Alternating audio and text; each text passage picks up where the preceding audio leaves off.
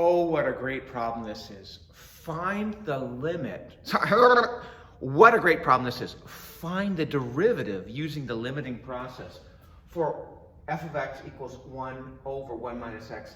They didn't give us a graph. They didn't give us find the tangent line. They just want to find f dash of x. Great. We know that f dash of x will be f of x plus h minus f of x divided by x plus h minus x. That's y2 minus y1 over x2 minus x1.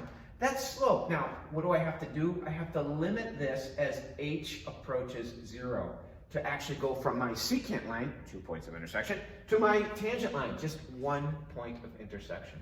Well, little scoreboard, f of x is 1 over 1 minus x. F of x plus h is 1 over 1 minus my input is x plus h. All right?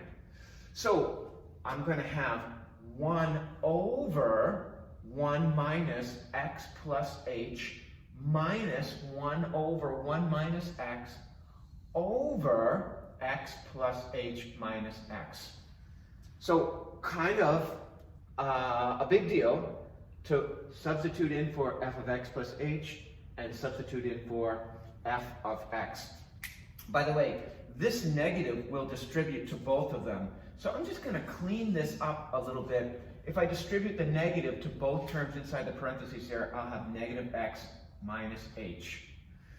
Oh boy. Well, if these x's have been good little x's, they go off to number heaven, and we're certainly going to take the limit as h goes to 0. All right.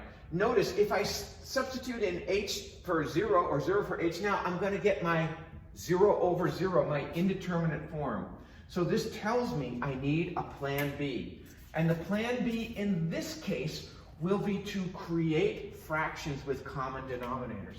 So this will be the limit as h approaches 0 of, well, if I have 1 minus x minus h and 1 minus x, the common denominator of this numerator is 1 minus x minus h times 1 minus x. And what we have to understand here is what we're essentially doing here is if I'm going to go from this denominator to this denominator, what am I missing? I'm missing 1 minus x. So if I introduce 1 minus x times this term, I have to compensate with the numerator 1 minus x as well. Because I can't just change the denominator. I can, however, multiply by a fraction equal to 1. 1 minus x over 1 minus x, that's a fraction equal to 1, which will give me 1 minus x up here. Notice this minus sign comes here. I'm going to take the opposite of whatever I get here. Well, what do I get here? 1 minus x times what gives me this? Well, I have to multiply the denominator here by 1 minus x minus h. If I multiply the denominator by that, I have to multiply the numerator by that. Mr. Curran, where do people go wrong? They forget that they have to put this in parentheses.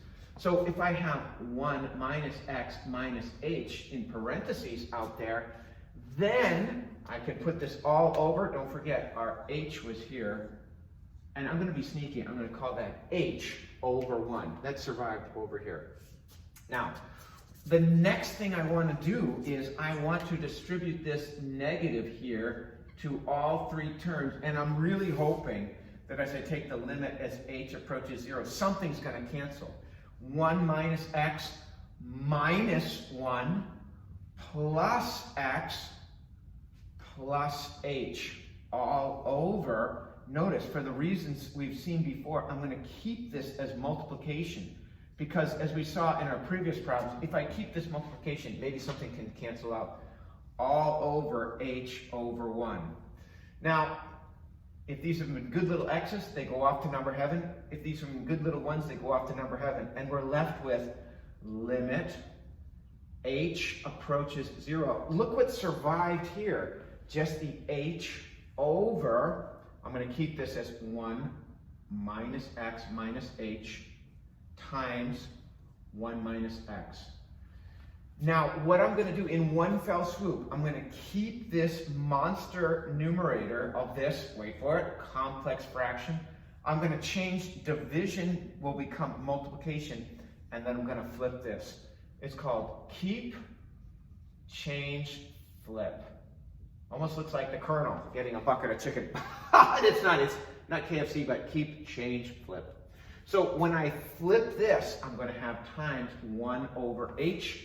Because that's multiplication, I can cancel and cancel. And so this is going to be the limit as h approaches 0 of 1 over 1 minus x minus h times 1 minus x.